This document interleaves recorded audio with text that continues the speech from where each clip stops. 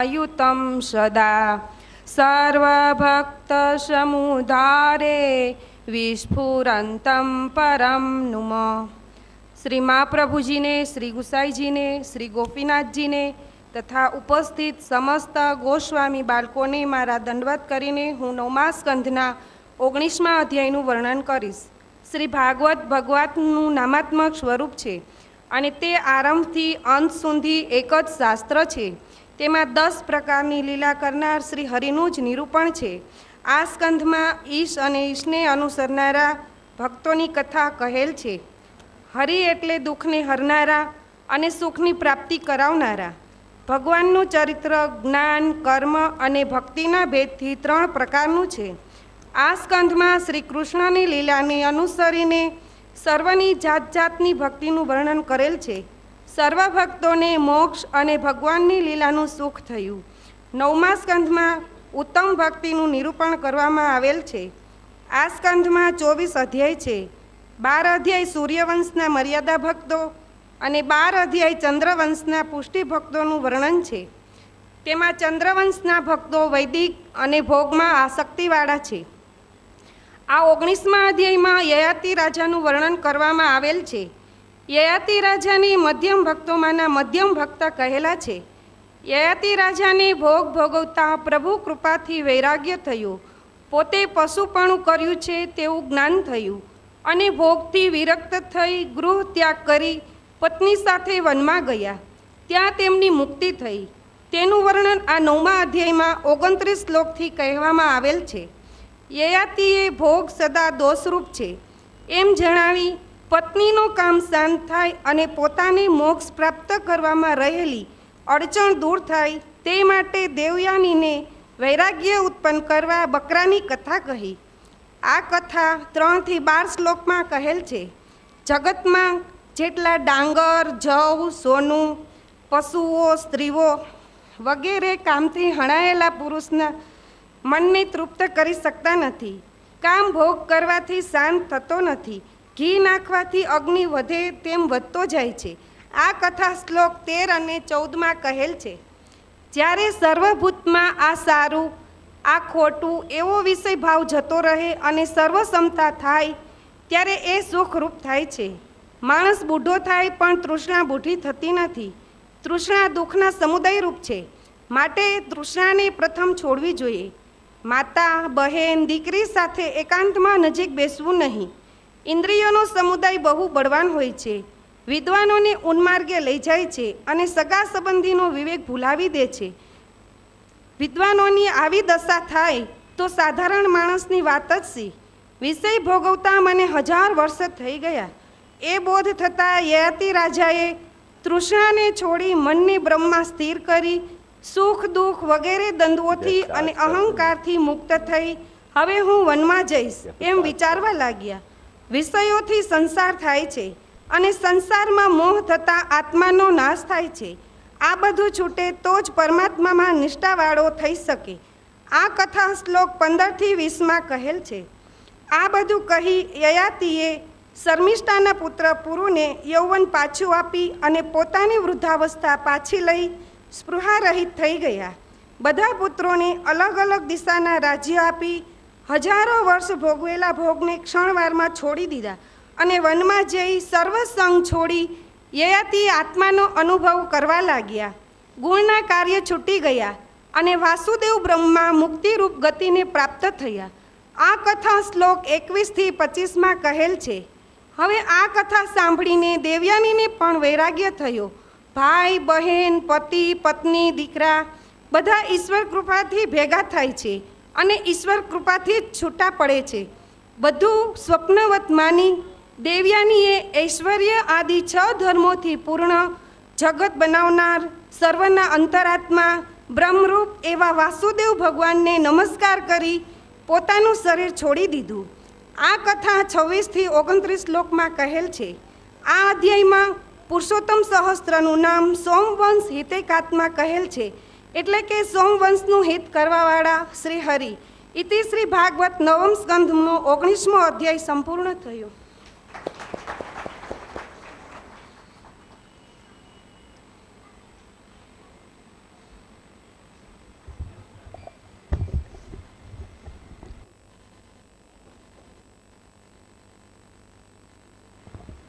चांगलीची चांगली प्रस्तुती आहे.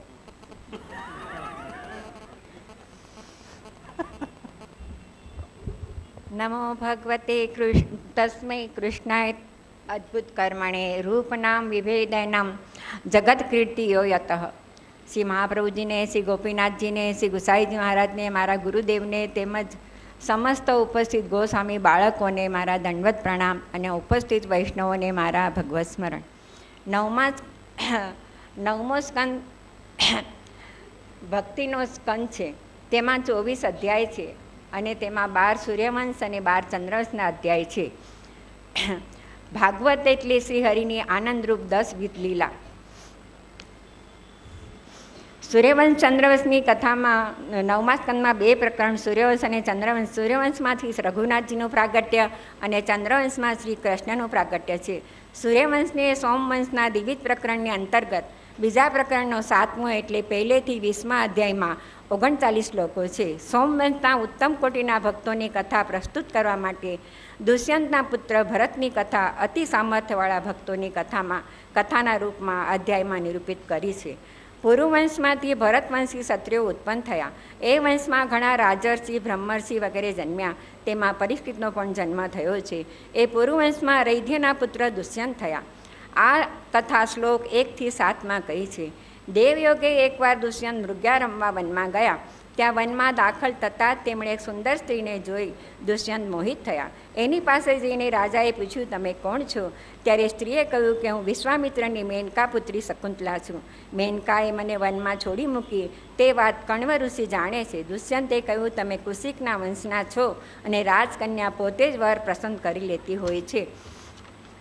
ત્યારે શકુંતલાએ એ કથનનો સ્વીકાર કર્યો અને દુષ્યંતને શકુંતલા ધર્મની મર્યાદા રાખી ગાંધર્વ વિધિથી પરણ્યા. આ કથા શ્લોક 8થી 16માં કહી છે. શકુંતલાને ગર્ભ રહ્યો. ગર્ભના દિવસો પૂરા થતાં પુત્રનો પ્રસવ થયો. કણ્વ ઋષિએ વનમાં એક કુમારની જાત કર્માદી ક્રિયા કરી. ભગવદ અંશથી દુષ્યંતથી ઉત્પન્ન થયેલા પરાક્રમી પુત્રને લઈને શકુંતલા દુષ્યંત પાસે આવી. રાજા દુષ્યંતે એ સ્ત્રી તથા પુત્રને સ્વીકાર્યા નહીં. ત્યારે આકાશવાણી થઈ કે માતા તો પુત્રને ધારણ કરનાર ચર્મપાત્ર જેવી છે. પિતા જ પુત્ર રૂપે ઉત્પન્ન થયો છે. તમે શકુંતલામાં ગર્ભ ધારણ કરનાર છો. શકુંતલા જે કહે છે તે ખરું છે. તમે આ પુત્રનું ભરણ પોષણ કરો. તે પુત્ર પુ નામના નરકથી પિતાનું રક્ષણ કરે છે.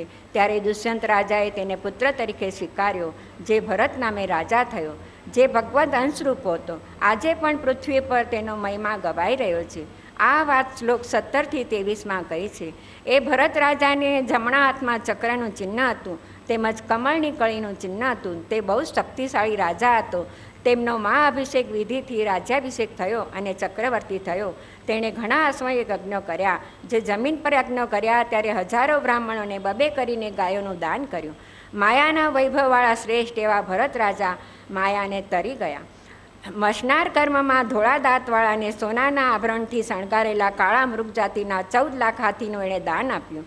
જે મ્લેચ્છ રાજા હતા તે બધાને દિગ્વિજય વખતે મારી નાખ્યા અને દૈત્યો દેવોને જીતીને દેવોની સ્ત્રીઓને ચાલ્યા ગયા હતા તે બધાને ભરતે પાછી લાવી દેવોને આપી.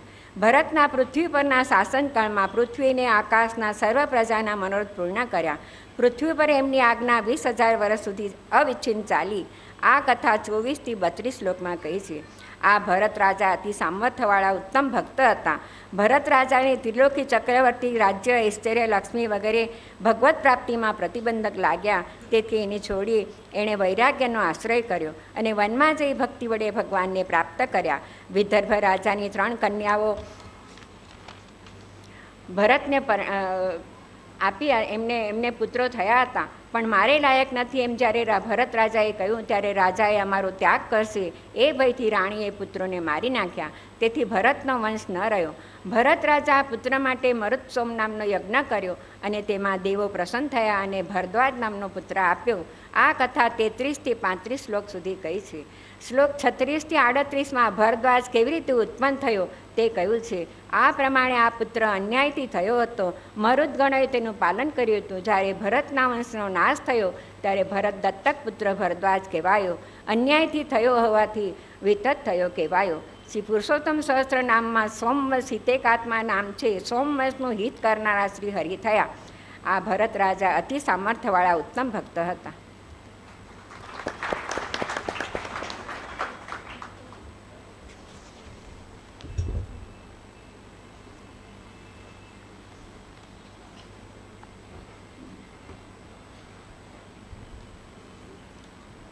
શ્રી કૃષ્ણાય નમઃ, શ્રી ગોપીજન વલ્લભાય નમઃ, શ્રી મદાચાર્ય ચરણ કમલભ્ય નમઃ, શ્રી ગુસાઈજી પરમ દયાલવે નમઃ, શ્રી ગુરુવે નમઃ. ઉપસ્થિત સર્વ શ્રી ગોસ્વામી મહારાજશ્રીને દંડવત કરી આપ શ્રીની કૃપાથી શ્રીમદ ભાગવત નવમા સ્કંદના 21મા અધ્યાયનું વર્ણન મારી યથામતી કરવાની કોશિશ કરું છું. નવમા સ્કંદમાં કહેલા ભક્ત અને ભગવાનની કથામાં સૂર્યવંશ અને ચંદ્રવંશના 2 પ્રકરણ છે. તેમાં આ ચંદ્રવંશનો 8મો અને અવાંતર ઉત્તમ પ્રકરણનો 2જો અને સ્કંદનો 21મો અધ્યાય છે, જેમાં રંતિદેવ રાજાનું આખ્યાન 36 શ્લોકથી કહેવામાં આવ્યું છે. એ ભરતવંશમાં ઉત્પન્ન થયેલા અને એમણે ભગવાનને પ્રસન્ન કરે એવું વ્રત કર્યું હતું. રંતિદેવ સોમવંશના ઉત્તમ કોટીના અને અતિ ધૈર્યવાળા ભક્ત છે. વિતથના પુત્ર મન્યુના વંશમાં સંકૃતિ અને રંતિદેવ નામના 2 પુત્ર થયા. એ રંતિદેવના યશ લોકમાં અને સ્વર્ગમાં પણ ગણાય છે. રંતિદેવ નિષ્કિંચન હતા ને બુભુક્ષિત હતા અને કુટુંબવાળા હોવાથી દુઃખી હતા. એ રંતિદેવને 48 દિવસ પાણી વગર વીતી ગયા ત્યારે 49મે દિવસે ભગવદ ઈચ્છાથી ઘી, દૂધ, સંજાબ ને પાણી એ 4 ચીજ આવી મળી. એનું કુટુંબ ખૂબ દુઃખી હતું, ભૂખ અને તૃષ્ણાથી કમતું હતું. રંતિદેવ ભોજન કરવાનું વિચારતા હતા એટલામાં કોઈ બ્રાહ્મણ અતિથિ એને ઘેર આવ્યા. રંતિદેવે એમનો સત્કાર કર્યો. રંતિદેવને જીવ માત્રમાં ભગવાન દેખાતા હતા. રંતિદેવે જે અન્ન મળ્યું હતું એમાંથી શ્રદ્ધાપૂર્વક એમને ભોજન આપ્યું. બ્રાહ્મણના ગયા પછી જે રહ્યું હતું તેમાંથી ખાવાનો વિચાર કર્યો. એટલામાં કોઈ ક્ષુદ્ર અતિથિ તેમને ઘર આવ્યો. એણે રાખેલું હતું તેમાંથી તે ક્ષુદ્રને આપીને ખવડાવ્યું. એ ગયો ત્યાં એક અતિથિ કૂતરાઓની સાથે આવ્યો અને મને અને કૂતરાઓને અન્ન આપો એમ કહ્યું. ત્યારે રંતિદેવે જે બચ્યું હતું તે બધું આપી તેમને નમસ્કાર કર્યા. હવે એની પાસે ફક્ત 1 જણને પૂરું થાય એટલું જલ બાકી હતું. તે પીવાનું પોતે વિચાર કરે છે ત્યાં નીચ જાતનો માણસ આવ્યો અને જલ માગ્યું. એ માણસને તૃષ્ણાને લીધે બોલવામાં શ્રમ પડતો હતો અને એના વચન સાંભળીને રંતિદેવને બહુ જ દુઃખ થયું. રંતિદેવના મોંમાંથી અત્યંત દયાળુનું વચન નીકળ્યું, હું અણિમાદિ 8 સિદ્ધિઓને કે મોક્ષને ઈચ્છતો નથી, પણ મારી ઈચ્છા તો એવી છે કે બધા દુઃખીના હૃદયમાં રહી એના દુઃખનો ભોગ હું કરું અને એ બધા દુઃખ રહિત થઈ જાય, શાંત રહે. અતિ દીન અને જીવવાની ઈચ્છાવાળા અતિથિને હું જલ આપું ને એના વડે મારી ક્ષુધાનો અને તૃષ્ણાનો શ્રમ ને શરીરનો શ્રમ, દૈન્ય, શોક, ખેદ, મોહ વગેરે જતા રહે. એમ બોલી જલ હતું તે પણ એ અતિથિને આપી દીધું. રંતિદેવ રાજા દયાળુ અને ધીરજવાળા હતા એ આ 11-થી 14 શ્લોકમાં જે કહ્યું એના ઉપરથી જણાય છે. એ સમયે બ્રહ્મા, વિષ્ણુ, શિવ વગેરે દેવો પ્રગટ થયા. પ્રથમ અતિથિ ચાંડાલ, ક્ષુદ્ર વગેરે દેખાયા તે માયિક હતા તે પોતે જાણ્યું. વાસુદેવ ભગવાનનું માં ભક્તિ હોવાથી રંતિદેવ ભક્તિપૂર્વક નમન કર્યું. તેમનું ચિત્ત ભગવતનિષ્ઠ હતું. તેમના સંગથી કેટલાક નારાયણ પરાયણ યોગીઓ થઈ ગયા એ 15થી 18ના શ્લોકમાં કહ્યું છે. હવે મન્યુપુત્ર ગર્ગના વંશમાં ગાર્ગ્ય થયા અને ક્ષત્રિય હોવા છતાં તેમનાથી બ્રાહ્મણ વંશ ચાલ્યો. બીજા પુત્ર મહાવીર્યના વંશમાં જે થયા તે પણ ક્ષત્રિયપણામાંથી બ્રાહ્મણપણાને પામ્યા. વિતથવા બીજા પુત્રના વંશમાં હસ્તી થયા, જેણે હસ્તિનાપુર વસાવ્યું. એ હસ્તિના વંશમાં નીપ થયા, જેમણે શુક્રની કન્યા સાથે લગ્ન કર્યા. આ પ્રમાણે હસ્તિના પુત્ર અજમીરનો વંશ 26 શ્લોક સુધી કહેલો છે. દ્વિમિટના ભાઈ પુરમિટને પ્રજા ન હતી. અજમીટની બીજી સ્ત્રીથી થયેલ નીલના વંશમાં ભરમ્યાશ્વ થયો. એને 5 પુત્રો થયા. તે પાંચાલ નામથી પ્રસિદ્ધ થયા. ભરમ્યાશ્વના પુત્ર મુદ્રલ ને અહલ્યા નામની કન્યા થઈ તે ગૌતમને આપી તેના વંશમાં શુભ લક્ષણવાળા પુત્ર અને પુત્રીનો જન્મ થયો. શંતનુ રાજા મૃગયા કરવા વનમાં આવેલા તેણે કન્યા અને કુમારને જોઈ દયાવશ ઘેર લઈ ગયા. તે કુમાર કૃપાચાર્ય અને કન્યા દ્રોણાચાર્યની સ્ત્રી કૃપી થઈ. આ કથા 27થી 36 શ્લોક સુધી કહેલ છે. શ્રી પુરુષોત્તમ શાસ્ત્ર નામ સ્તોત્રમાં શ્રી મહાપ્રભુજીએ કહ્યું છે સોમવંશી હિતેકાત્મા એટલે સોમવંશનું હિત કરવામાં ચિત્તવાળા એવા શ્રી કૃષ્ણ છે. ઇતિ શ્રી ભાગવત નવમો સ્કંદ બીજા ચંદ્રવંશ નામના પ્રકરણનો 8મો અવાંતર ઉત્તમ પ્રકરણનો 2જો 21મો અધ્યાય સમાપ્ત. જે પ્રશ્ન છે હા પછી જોડશું, મોકલાવી દીધો.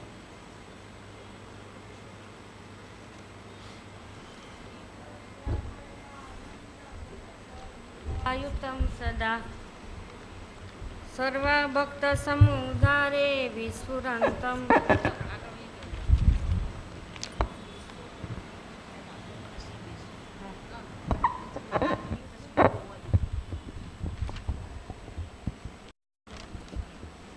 શ્રીકૃષ્ણ પરમાનંદમ દશલીલાયુતમ સદા સર્વભક્તસમુદ્ધારે વિસ્ફુરમ તમ પરમ નુમ. શ્રી મહાપ્રભુજીને, શ્રી ગોપીનાથજીને, શ્રી ગુસાઈજીને, ત્યાં ઉપસ્થિત સમસ્ત ગોસ્વામી બાળકોને મારા દંડવત કરીને 22મા અધ્યાયનું વર્ણન કરું છું.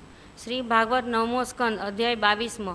ઈશાનું કથા. અજમીઢ રાજાના વંશનું વર્ણન, જેના વંશમાં અર્જુન, દુર્યોધન, જરાસંઘ વગેરે રાજાઓ થયા છે. આ 9મા સ્કંદમાં ઈશ અને તેને અનુસરનારા ભક્તોની કથા છે. તેમાં 12 અધ્યાય ચંદ્રવંશના અને 12 અધ્યાય સૂર્યવંશના છે.